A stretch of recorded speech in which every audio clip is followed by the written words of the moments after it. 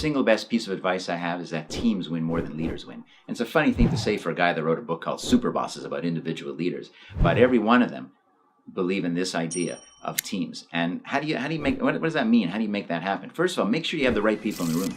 They got to be smarter than you. Okay, that's already a challenge. They have to have different skill sets than you have.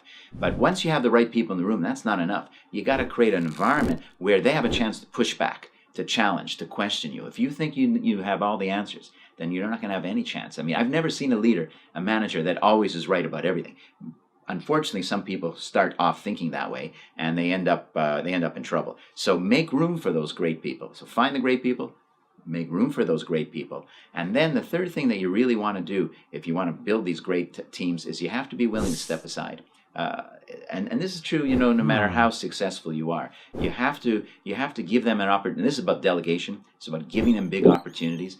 And you have to be really self-confident to do that. If you don't have a lot of confidence, if you're insecure, it's going to be tough for you, first of all, to hire these great people. Second of all, to put up with the feedback and the pushback and the challenge. And then now to delegate and give them big jobs, that's going to be tough to do. So self-confidence is a really critical component for successful leadership. And it really could play out when we talk about this idea of building teams and recognizing that no matter how smart you are, no matter how good you are, you're going to be more successful if you can build the world's best teams around you. That's my single best bit of advice.